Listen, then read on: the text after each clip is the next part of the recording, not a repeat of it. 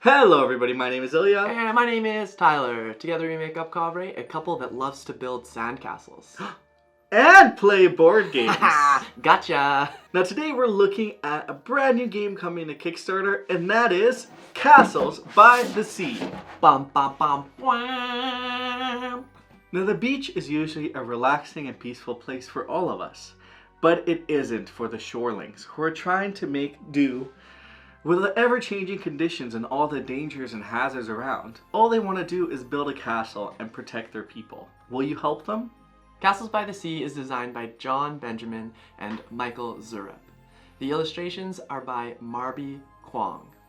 And this is published by Brotherwise Games. Yes, thank you to Brotherwise for sponsoring this video and giving us the opportunity to check out Castles by the Sea, which is coming to Kickstarter, and you can check that out in the link down below to learn more about this beautiful game. And just a reminder, this is a prototype copy, so everything you see in this video is not final and may be subject to change. Exactly. But without further ado, let's take a quick look at how to play Castles by the Sea. As always, you'll begin by setting up. You'll assemble the board and place the tiles based on the player count. Now once assembled, you'll place the stone blocks on the spaces depicted with a stone, and the seaweed tokens placed on the spaces with the seaweed. Note, for this video, the seaweed tokens are missing from our prototype, so we'll be using the 2 sand dollars instead. You'll then place the turn board and the hazard by the beach board. Randomly assign each hazard token to a different edge of the board, placing each on a different icon. Each player will then get their player mat and the player pieces to match their player mat, as well as the cards that those pieces go on. You'll arrange the cards and place the pieces face up on the depicted spaces. Additionally, each player will receive 3 castle cards from the castle card deck. Now the game takes place over a span of 4 to 6 rounds, which is based on your player count. At the end of the game, the player with the most sand dollars wins. Each round is composed of each player taking a turn, and each turn has 5 steps. Let's go over them. The first step is gather. During the gather step, you'll take 3 sand blocks from the supply and add them to your player mat. Now, if any of your pieces were destroyed previously by hazards, you may additionally add more sand blocks. The second step is to build. This is where you take any number of sand blocks and place them onto the beach board. Now, if you're the first to cover a seaweed token, you'll grab that token, which will be worth 2 sand dollars at the end of the game. Now the golden rule here is that all the blocks you place must be touching, and edges do not count. They have to be orthogonally adjacent to each other. Now you can place them anywhere on the board. They don't have to touch the pieces you've placed earlier. The only restriction is that they cannot be placed on top of any player's pieces, and this is denoted by the colored rooftops of their pieces. Now the third step is to place. Once you build, you now have the opportunity to place your kingdom pieces onto the board. Now there's no limit to how many pieces you can place, however each piece will have specific requirements you must meet. Now if you're building a structure, it has to be next to a sand block you've placed this turn. And if you're placing a figure, it must be on top of a sand block you placed this turn. Now let's go over all the pieces. Now as a reminder, all figures must be placed on a sand block you just placed. Now the archer will also need a sand block adjacent to the piece so it can have cover. The guard must have a space empty that's adjacent to it so it can patrol. The princess must be placed on a stack of sand blocks that's at least 2 blocks high and have no blocks around it adjacent to it. Now the blocks for the figures must be empty when the figure is placed, but can become occupied in the future. So for example, if you build up to the princess won't get discarded. Now let's quickly go over the structures. Now as a reminder, the structures must be placed adjacent to the sand blocks you've just placed. In order for the arch to be structurally sound, there must be 2 stacks of 2 blocks high on each of the sides in order for it to be placed. The door must have a block on either side for it to be placed. The tower needs access to the wall, so there must be at least 2 empty adjacent blocks to the tower when placed. Now for the tower, there has to be 2 empty blocks adjacent to the tower at all times, so players cannot place pieces to break that rule. Now for the arc and the door, the spaces in front of it and behind it must always be unoccupied, so you can never place pieces in front of the arc and the door or behind it. Now the fourth step is to score. Each piece you place on the board, either this turn or previously, you'll get sand dollars for. And this is easy to tell because you can look at your player mat, see the uncovered sand dollars, and collect them. During your build and play steps, you can place a castle card immediately after you place the final block to complete a pattern, or you meet the requirements of a text-based cards. You can only score 2 of these, and these will add the value to your final score. Now, as the last step, you'll face the hazards. You'll choose one of the hazards and move it one board edge in a clockwise direction, choosing any unoccupied location on the new edge of the board. Then you'll choose another hazard that you did not move and flip its card. The cards will have alert icons, and at the end of the turn, if any of the stacks is showing 3 alerts, they will be triggered. Now, each hazard behaves in a unique way and will remove pieces from the board. Let's quickly go over them. The tear threatens just the tile adjacent to it. It'll remove every single piece from it, not counting the stone. The dragon comes in from above and removes any pieces in the column that are above the height of 2. Finally, the giant is very interested in the shorelings. In the entire column, it will remove all the figures from it. Now, once the hazard has been triggered, the piece will move clockwise to the same symbol that it was on. Now, if that symbol is occupied in the next clockwise edge, it'll keep moving till it can reach the symbol. And that's what a player's turn looks like. Each player will take their turns and continue on for 6 rounds. Now, at the end of the 6th round, there is a closing round. Here, the players will trigger the hazards, as they have on their turns previously.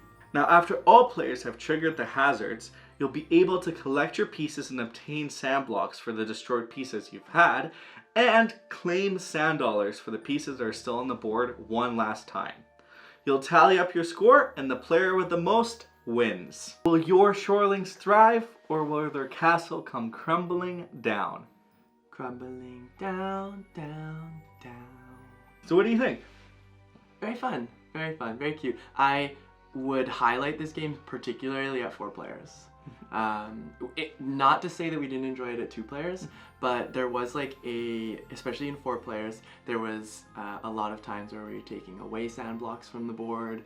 We were a lot more aware of the hazards, and I think they were happening more so than often because we didn't get to plan a single turn ahead where we had to watch 1, 2, everything 3 just people, come down. yeah, go before all of a sudden something bad happened. Yeah, it gets a little exciting too, because you can technically team up on somebody, because you can't, the hazard that you move you can't flip, but if you move other hazards and keep flipping for the one that may be in a space that could affect one of your opponents, it could get really exciting. Yeah, exactly. So I appreciate it at 2 and 4 players. We haven't played it at 3, but yeah, definitely wanted to highlight it and say that it was best of 4. So what I will say is the theme of this game won me over from the start. Because we used to actually have a beach that we would always walk to when I was younger, and my imagination was the world at that beach. I would build castles. I'd be like, I wonder who's going to live here. And this is that game. Because really the shorelings are trying to survive, and then you see the terror that is a baby trying to come down. Or a dog, or a kite, or just any of the natural, things just don't survive in the sand because it's just so reckless. But we consider it so calm and peaceful. So it's such a drastic perspective change that it really brings me a lot of joy and excitement in this game. Yeah, it's kind of neat because basically what it is you're helping them build their castle. And I think that that's very clever in a sense that the way they've even just the meeples aren't any different size. They're the same size as the other meeples. The blocks are standard cube blocks, but it just feels so natural and so fitting to the theme that you're basically at a beach and you're helping these people intentionally, unintentionally, who knows, but yeah, it's very cool. It's really cool too because when you build, you can see Tyler's building over there. I'm like, that must be a safe place to build, so I'll build with him. And then we were both collectively trying to avoid the hazards, which kind of brings this kind of neat strategic element of let's build together so then they don't come for me and trigger the hazards on me. Yeah. So it's very thematic, very exciting, and it's a gorgeous game as well. All the components, and this is just a prototype too. So yeah. I can't wait to see the game come to life as well. Yeah, exactly. I think you mentioned something that I really wanted to talk about because I appreciate the hazards particularly. In line with the theme, it's hilarious to think of well, it's also tragic, but a baby or a dog running through your sandcastle that you've worked so hard on. that hits you right in the feels because it's happened. Like, it does happen. So it's kind of interesting to picture that in a sense, but outside of that, besides them aligning so well with the theme, I think the hazards are a very cool way to add this, like, take that, but in a different way. Because, like, a lot of the times when I'll be moving a hazard token, it's for my own safety a lot of the times, and the randomness of it triggering is so, or the randomness of the other ones triggering is so apparent that you don't feel, well, you don't feel so bad when you end up destroying somebody else's sandcastle. Or do you? The hazards definitely make this game, for me at least, because that is the excitement. Like, we can all build up the castles, we can create the fastest way to get all of our pieces on the board. But the hazards are that dynamic way of really getting pieces back and potentially rebuilding, and it's the cycle that kind of goes through the beach. But it is really strategic in that sense as well, because like Tyler said, you move typically hazards away from yourself to be like, go over there, baby. Like, don't come near me, and kind of keeping the dogs away. But then you try to move the other pieces as well, trying to keep them away from you and seeing like what is the least collateral damage that can happen here. And I think that makes the game really clever.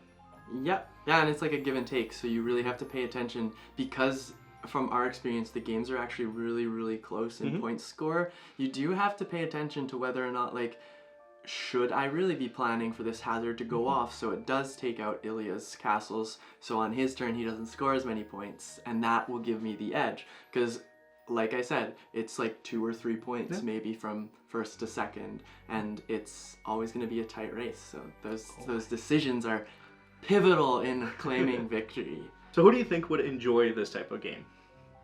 I think people, like, in my head, if you're not like super into take that games and you're looking for kind of like an entry point, Castles by the Sea feels right in that manner.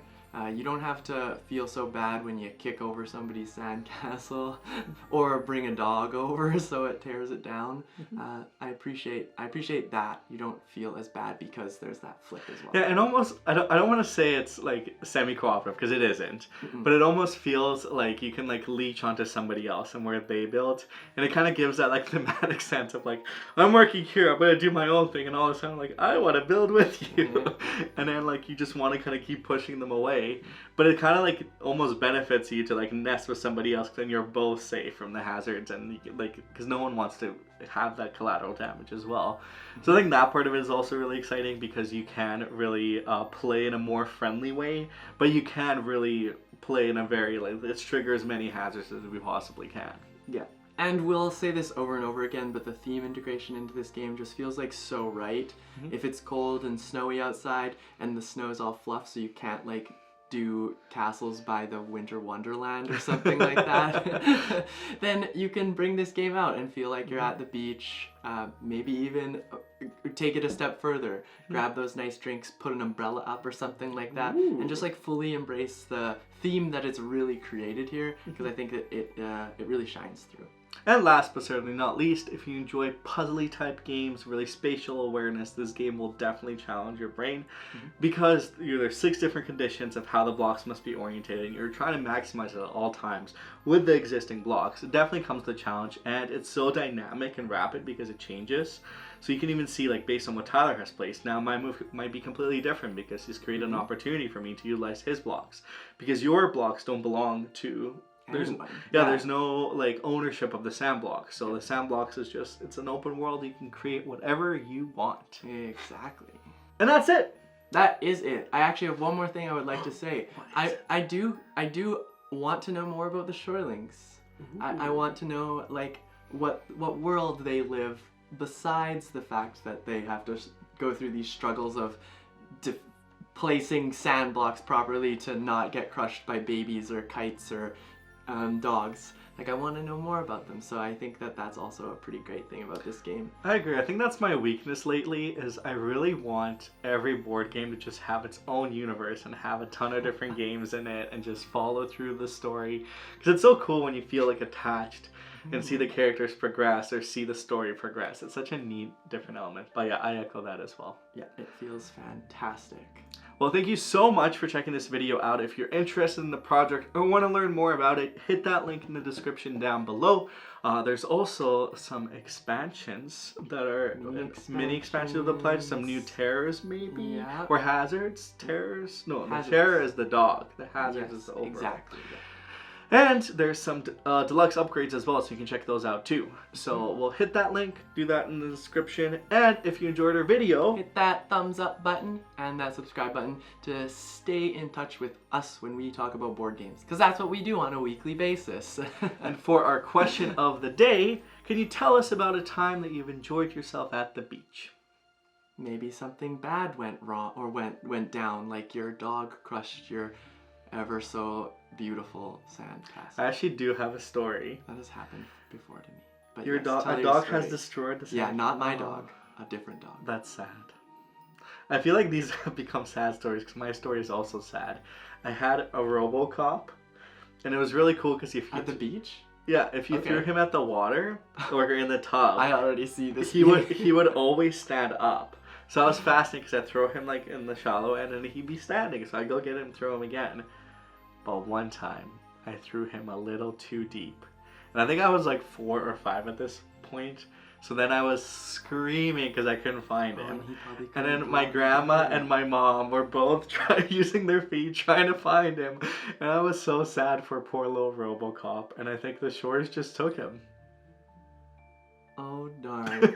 So let's rephrase the question. Tell us a funny story that happened at your expense when you were at the beach.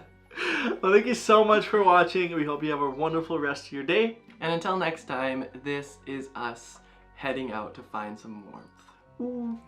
Bye!